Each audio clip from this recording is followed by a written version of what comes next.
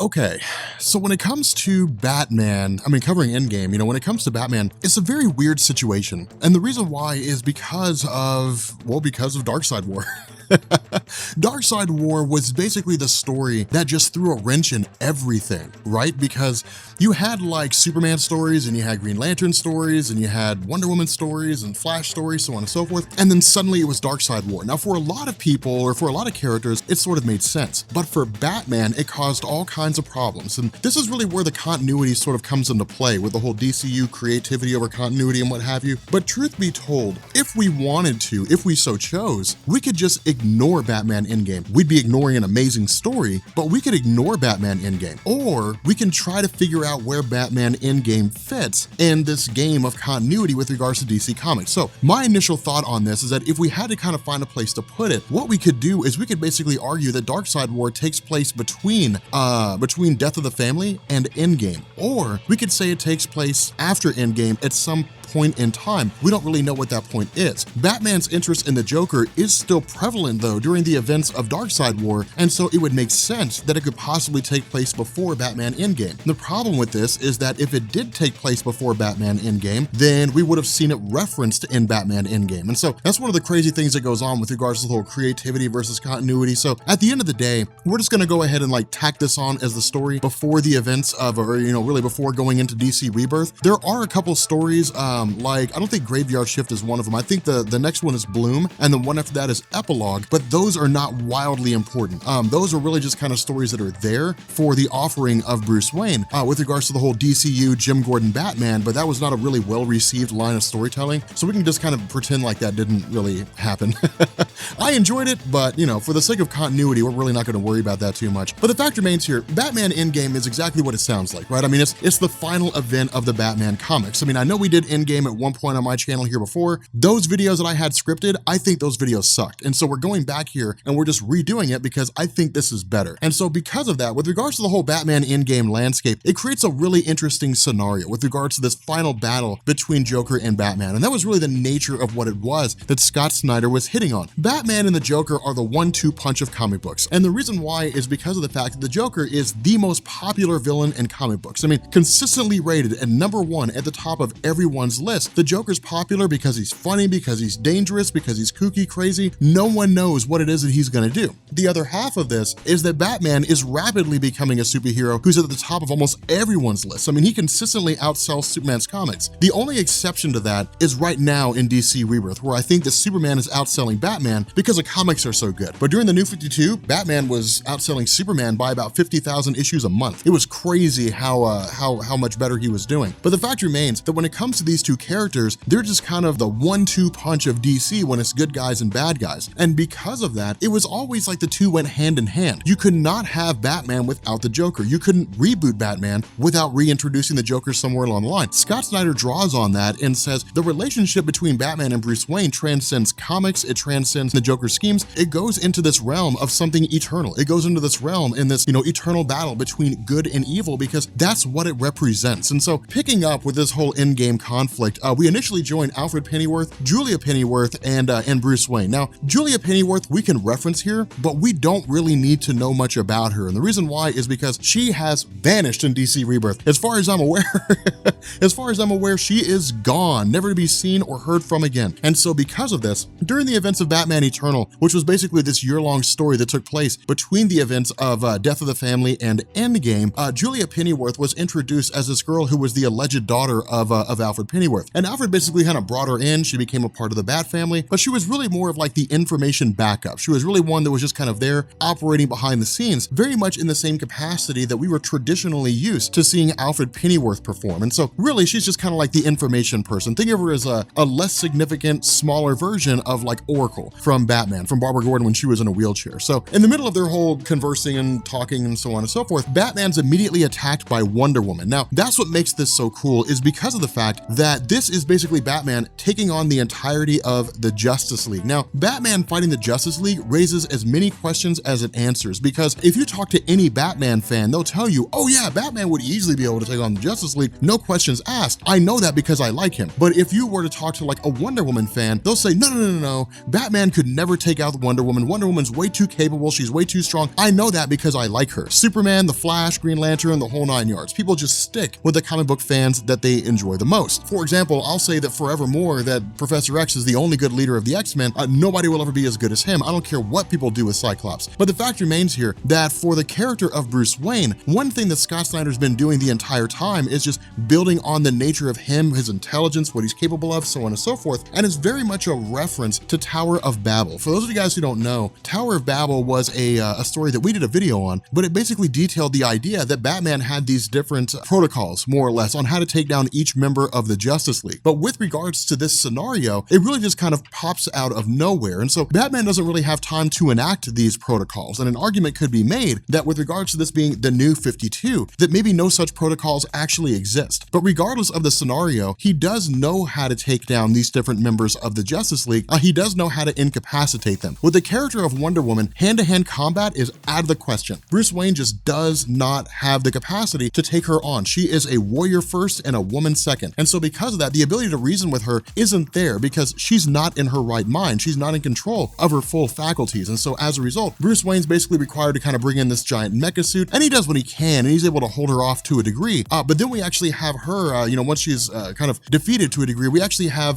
the Flash jumping into the scene. Now, of course, this defeat of the Flash is super quick. I mean, it's just some kind of liquid on the ground that's basically slick, and it sends Flash careening into a building, and that's really it. But notice Bruce Wayne does this. He incapacitates each member of the Justice League in relation to what way is easiest to subdue. The Flash runs, so put him on a ground that's too slick for him to gain any traction on, and suddenly he might as well just be skating on ice. Wonder Woman is a warrior. Grab a suit that will allow him to basically combat her, using hand-to-hand combat. Aquaman is essentially a fish out of water. I don't care what anybody says, it's the nature of his character.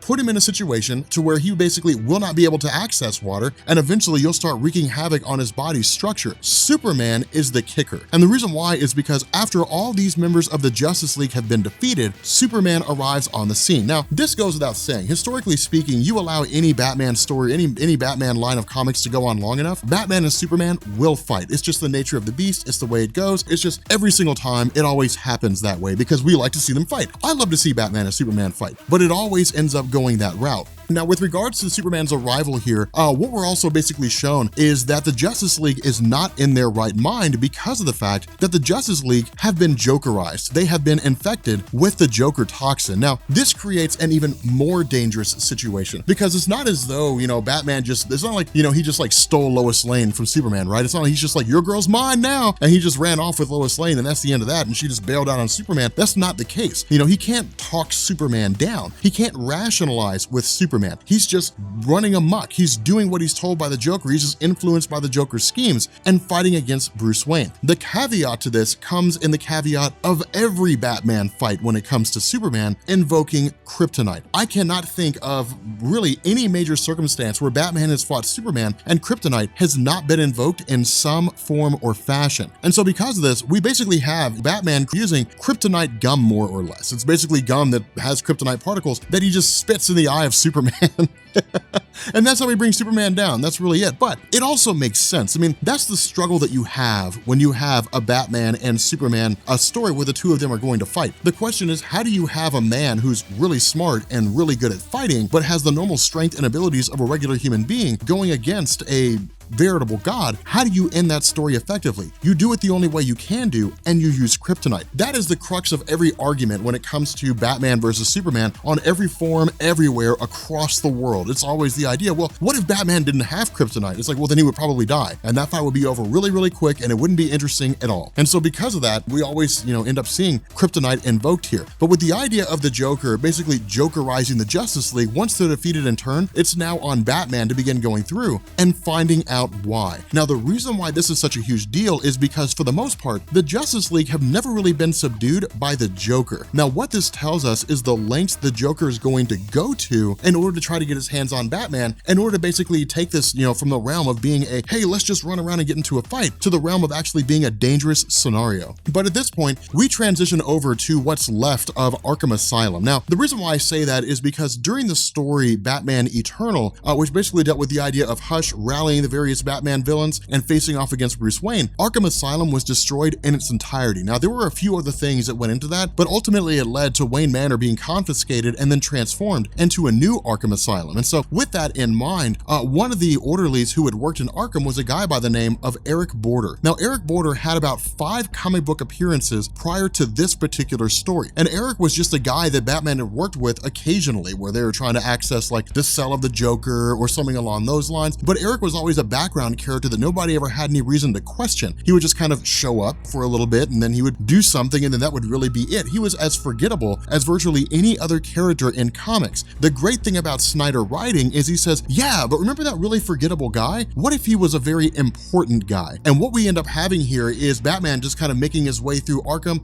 eventually locked in a cell by Eric, only for Eric to basically reveal the fact that he is the Joker. And so essentially what's been happening this entire time, throughout all the Batman comics following the events of Death of the Family, is the Joker has been there watching Batman every step of the way. The Joker's been walking around Arkham Asylum every step of the way, and no one ever had any reason to believe it was him. Now, there were a couple steps that the Joker took in order to pull this off. The first was to basically use what amounted to muscle relaxers in order to keep his grin from giving him away. The other half was, changing the color of his hair, changing the color of his skin pigmentation, or at least covering his skin pigmentation, and making himself look like a normal person. But the reason why this is such a huge deal, and the reason why this was so significant when it happened, was because of the fact that historically speaking, the Joker has always just sort of been viewed as this nonsensical comedic character where he just kind of engages in these goofy, stupid acts. He's not too bright. He's certainly not some, insane criminal genius. He's just a guy that, does stuff. Batman chases after him, or, Joker gets locked in Arkham Asylum. He escapes and the story continues again. What Scott Snyder is basically telling us here is that the Joker is not some buffoon. He's not the same kind of goof that we've always thought he's been. Instead, he's a lot smarter than he's previously been given credit for. He's a lot smarter than we would traditionally think him to be, in the sense that he's basically able to trick everybody, including the world's greatest detective, into believing that he's either dead or he's simply just sitting underground when he was among them the entire time. And that's one of the reasons why that's so cool. And so with Batman effectively, locked in a cell,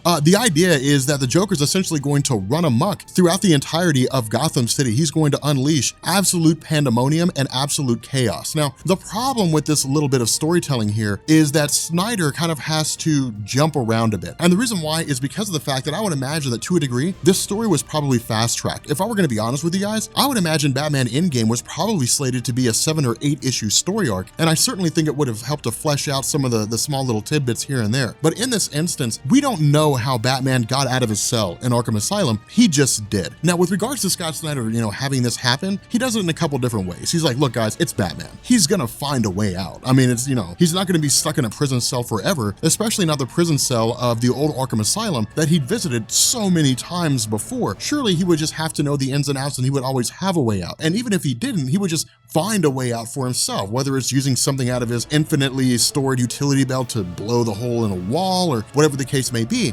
He would always end up finding a way out of his captivity and ultimately go free. And so the question that ends up coming to fruition here is, if the citizens of Gotham City are basically losing their minds, if they are being exposed to a Joker toxin, well then why don't we just cure it? Under normal circumstances, that would be the case. The Joker's been using the Joker toxin so many times, it'd be very easy to cure. It'd be very easy to eliminate. The problem with this is that there has been a new ingredient added to the Joker toxin that Batman cannot account for, which means that it can't just be cured. Not only that, the true spooky nature of the Joker begins to come into fruition when we have Commissioner Gordon just looking over all these different details and stories and so on of the Joker's past. And what we end up finding out is that over the last, some odd, few hundred years or so, in all these major calamities and all these major events and all these different terrible scenarios and in everyday life or when random pictures were taken, we ultimately ended up finding the Joker was there. Now, if what's being done in this picture is absolutely true, if what we're seeing is true, then it means that the Joker is some 200 years old, which is absolutely mind-blowing in terms of how it all all unfolds, because then the question becomes, if the Joker's 200 years old, then what does that mean for the character of Batman? You know, does it mean that Bruce Wayne's just kind of living this repetitive life, or does it mean that someone like Bruce Wayne has always been there to combat the Joker? Again, it raises a lot of these really interesting questions when it comes to the two characters, because what Scott Snyder was kind of dotting in was this idea that the Joker could in fact be this eternal god of chaos, this eternal god of destruction. Now, it does beg a few questions in terms of, you know, how it comes together. I mean, this story's older, we've done this video before, we're just kind of remastering it now, so we really know how it ends. But to just kind of let ourselves live in the moment for a second, it really is kind of a cool scenario, because it begs the question, if the Joker is the god of chaos, if he was the god of order and absolute destruction, then how would that unfold? Is he like an entity? Is he an essence that just takes over one host after another? You know, or is he legitimately immortal? Will he always end up just kind of being reincarnated and, you know, his body will always resurrect itself? How does that all come together? That mystery, that intrigue, that kind of, wow, what in the world's going on? The cloak and dagger element of the Joker's past is what makes this so possible, because no one knows the tried and true story of the Joker. There's some origins that have more credibility than others. The Killing Joke, for example, the Joker having been Red Hood. But the question is that true, or is it just an idea that's maintained because no one knows the right answer? Is that answer used in place of the absolute truth? It's basically supplying the best thing we can offer for an answer because we don't know what the real answer is. And so following this, the Joker's effectively waging a one-man war against everything that Batman knows and loves. And that's the basis behind this. That's the nature of this. Bruce Wayne is basically forced to see a repeat of his own past in the form of Joe Chill. Now, for those of you guys who are reading All-Star Batman right now, this is one of the reasons why we're doing Batman Endgame, and this is one of the reasons why the question of Batman Endgame continuity comes into play, because what we end up having is the introduction of Duke. Now, of course, Duke is basically a boy who's forced to witness the same, or, you know, forced to experience the same kind of a violent scenario as the parents of Bruce Wayne, in the sense that he's forced to possibly witness his own parents being killed. Now, of course, Batman jumping into the fray, Batman stopping the Jokerized Joe Chill, allows Duke's parents to live. The issue with this is that they're exposed to the Joker toxin, and there doesn't seem to be any way to cure it. They're effectively lost. And so, of course, Bruce Wayne grabs Duke and they essentially take off. That's how Duke gets introduced to DC Comics, and that's why he plays a pretty significant role in the life of Bruce Wayne, because his origin is almost identical to the origin of Jason Todd in the pre-Crisis era, of Dick Grayson, you know, before Crisis on Infinite Earths and after Crisis on Infinite Earths. You know, the idea that they had lost their parents under some, you know, violent circumstance, and they're effectively left an orphan, just like Bruce Wayne. Not only that, these lengths that the Joker will go to secure his own ends, you know, to secure his campaign, are shown to have virtually no limits. I mean, there are babies that are Jokerized, which is pretty twisted and pretty screwed up, you know. But of course, where Jim Gordon is essentially making this case, you know, where he's talking directly to Bruce Wayne, saying, hey, look, you know, the Joker almost caught me, the Joker almost killed me, I managed to subdue him. Ultimately, you know, the Joker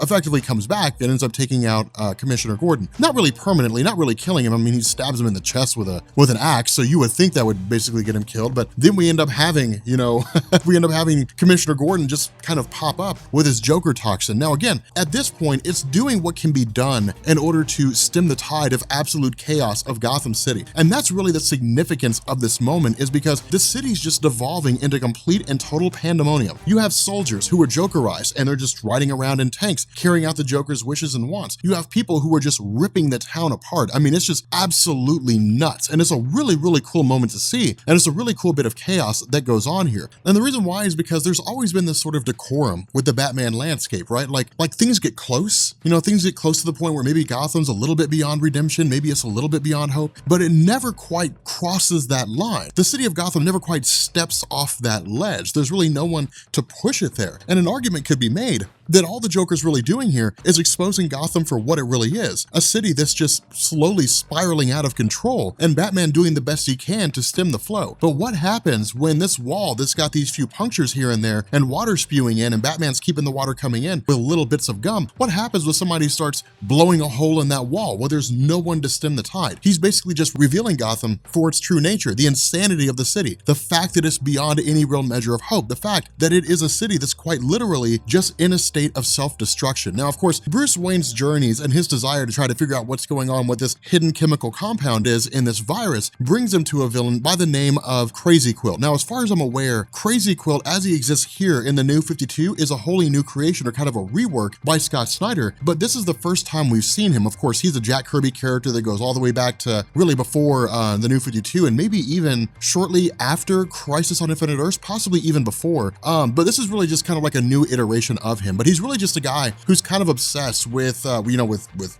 science and medicines and studies and so on and so forth. But he's a guy who always sort of felt like he was playing second fiddle and kind of left out of this bigger circle of greater guys, in comparison to like Hugo Strange and Dr. Death and so on and so forth, because those are scientists in the community of villains who are viewed to be the best of their sort. Crazy Quilt's just kind of considered to be like this B or C-list guy. And so what he's really doing here, and the reason why he's allied himself with the Joker, is to try to solidify himself as being one of the foremost scientists in the realm of villainy. And the motivation behind this is a chemical that's called dionysium. Now, this is where Scott Snyder begins to move the story away from like mythology and weird mystery and intrigue and possibly even some ghost storytelling, and basically moves it back into the realm and brings it back to being grounded in science and reality and structure, at least as close as you can get to reality with a comic book. But what Snyder also does is he invokes guys like Vandal Savage. He invokes guys like Ra's al Ghul, and he says these are not just mystical beings. Vandal Savage is not some guy who's just inherently immortal. It doesn't work that way. Ra's al Ghul is not a guy who just stumbled across the Lazarus pit one day and just started dipping himself in it. The reason why they are immortal is because of dionysium. But Vandal Savage was the first and only person to encounter dionysium in its most pure form. Ra's al Ghul found it, but it's corrupted, and it's the reason for why whenever he delves himself into the pool, he comes out with temporary madness. The dionysium that the Joker uses is an even more impure version. And that's something that I hope you notice, that it's basically stages of impurity that move you closer and closer to madness. The most pure version has no side effects of complete madness. An impure version, or a relatively impure version, can bring you temporary madness, as in the form of someone who emerges out of the Lazarus pits. And if a version is too impure, it'll simply drive you insane, which seems to be the case with the Joker. Now, of course, with regards to Decker himself, the motivation here is that he was basically told by the Joker, look, if you help me out, I will give you dionysium. It'll effectively make you immortal, and you can use this substance for whatever, desire, whatever dream it is that you have. Of course, against the wishes of Batman, he injects himself with this syringe, and ultimately his body begins breaking down on the on the genetic level, on the cellular level, and he really just kind of goes to pieces. Now, of course, this is really Snyder kind of giving us a timetable. It's him fast tracking things. What we end up finding out here is that with regards to the Joker himself, in terms of like the Pale Man mythos, it's what he's been building on his entire life and his entire existence, and we'll get more to that once we get closer to the ending of this story. But the reason why this is fast tracked, and the reason why we're given a really quick timetable, is because we're seeing what the end result of exposure to this virus is going to be. There's effectively a 24-hour window between the time that a person is exposed to the virus and the time that a person ends up with the same fate as Crazy Quilt. The reason why he died so fast is because he had it immediately ingested into his bloodstream, whereas individuals who breathe it in as a gas have a little bit more time before they effectively die. And so because of this, Batman takes the only route that he can take in terms of trying to find out what dionysium is, if it even really exists in Gotham City, and he travels back to the Court of Owls. Now remember, the Court of Owls was this organization that had existed for hundreds of years. We talked about that with regards to our Court of Owls and Night of Owls story. It was an organization that had been existing as part of the criminal underworld in Gotham for hundreds of years, and Batman didn't know about it. But the Talons do have access to something that is effectively able to resurrect the dead. This, of course, leads Batman to ask the question, what is going on? What do you guys know about this substance? Have you ever used it? Now, of course, this is again confirmation of the fact that the Court of Owls uses dionysium to basically resurrect those individuals who were Talons and then have them work for the court themselves, in addition to the electrum chemical that they have ingested inside of their body by virtue of their bloodstream and long-term exposure. Again, we covered that in our video about Night of Owls. But the fact remains here that in the eyes of the court are actually ready to let Gotham City die. And that's really kind of the crazy situation about this, is because you would think that it would just simply be a mutual desire to keep that city going, but that's not the case. The court basically makes the argument, look, this city is going to die. I mean, this city is going to be destroyed. It'll be rebuilt once the Joker leaves, and then we will again be rulers of this city once it comes back to the way that it's supposed to be. We were literally guided and molded into the image that we desire. And so because of that, what we end up having is the Joker essentially sneaking in the Batcave. Again, this is basically basically Scott Snyder grabbing all these different elements, grabbing all these different things. The instance where Batman had talked about how somewhere along the line, the Joker had gained access to the Batcave. It's a reference to this yet again. The Joker has gained access to the Batcave again. The difference here is that Alfred tries to take him out with a shotgun. Now, this is kind of cool because this is Alfred being pretty hard ass, and we really kind of know that with his character. When it comes down to it, Alfred's got it where it counts. He's not the strongest, he's not the best fighter, but come hell or high water, he will protect the Batcave and Batman as best he can. And so Alfred, of course, his hand is chopped off. Now, this is why I say we can really kind of look at the idea of Endgame and we can determine its continuity for ourselves, because Alfred's hand is not cut off in DC Rebirth. His hand is well intact. And unless he managed to grow a new one, I do not believe there's an explanation of how this reconciles with the existing Batman continuity. I think it's just kind of ignored and it's just really just kind of left there.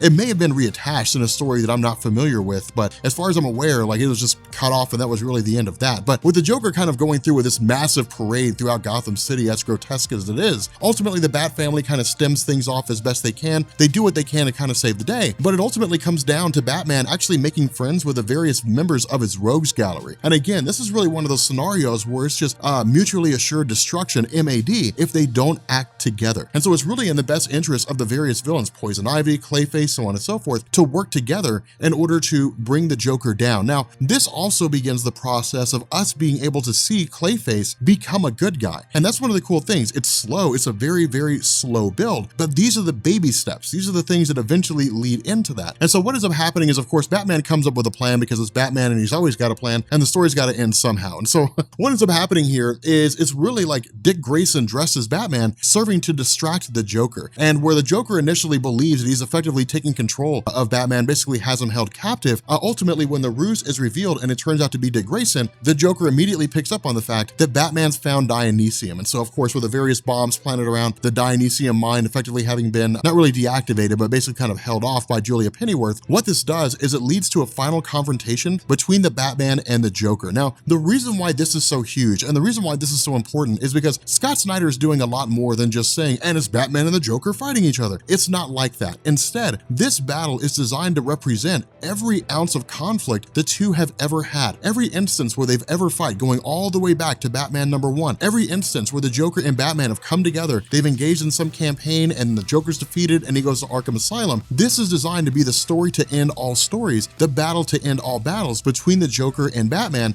in the traditional sense. Now, as we know in DC Rebirth, we will see like the three Jokers. That's really what's just kind of being hinted at. That's a story that's going to be given to us. And that, of course, comes out of Darkseid War. Again, a little bit of a kind of the continuity going back and forth. But even the Joker himself really kind of makes comments to the idea that it's almost comedic. They've been fighting for so long. They've been enemies for so long. This was really the only end result. This is Scott Snyder hitting to the idea of like the Killing Joke, right? You know, when Batman goes and he sits down and he talks to the Joker and says, you know, if we keep going, one of us is going to die. It's grabbing all these themes of Batman throughout the decades of his storytelling and bringing them all together into one cohesive story and saying, this was the most logical outcome. Somewhere along the line, there was going to be a battle to the death between Batman and the Joker. Now, the funny thing about this is that the Joker's sanity, or at the very least, what seems to be the illusion of sanity, begins to basically come to the surface when Batman effectively prevents him from accessing the Dionysium in order to basically go through and heal himself from his injuries and maintain his longevity. But in this moment of desperation, the tables are turned. Batman seems to be the insane one. Batman is the one that doesn't care whether he lives or dies. He's ready to die with the Joker. The Joker's struggling to live. The Joker's struggling to come out on top. And that's why this is so cool, is because it's a reversal of what we're used to. In the last few moments of what seems to be their lives, Batman and the Joker switch places. Suddenly Batman's the guy who doesn't care anymore, and the Joker's the one that cares about living. So again, it's kind of a cool little bit of a scenario here, but in what appears to be the death of Bruce Wayne, we pick up basically 2 weeks later with, you know, the bat signal basically being broadcast out in terms of just memoriam of sorts, the Bat family, of course, seeming to grieve, Alfred definitely not being able to get over this, but it's also this idea that even Alfred and Julia have to come to grips with the fact that it was inevitable that Batman was going to die. It was inevitable that Bruce Wayne was going to die as Batman because his life is tragedy. That's what his life is. And it was never going to be anything other than that because he was almost like a martyr. It was almost like this idea of, I'll fight as best I can, I'll stem off against the bad guys as best I can, but if I die, maybe it'll inspire other people to take up my mantle and become even better superheroes than I was. It was really just kind of setting himself up for the purpose of keeping the Batman legacy and keeping the Batman mantle continuously going on. But with that being said, guys, we are going gonna go ahead and bring this video to an end. If you are new here to Comics Explained, make sure you guys hit the sub button to become part of the Rob Corps. If you guys enjoyed this video, make sure you drop a like. Again, we can really just kind of drop it off here. We know Batman's alive, so we know that he survived the experience, but we can go ahead and kind of drop it off here, wrap up our New 52 Batman explanation series. Let me know what you guys think down in the comments in terms of Scott Snyder's Batman run. I think it's absolutely stellar, and yeah, I will catch you all later. Peace.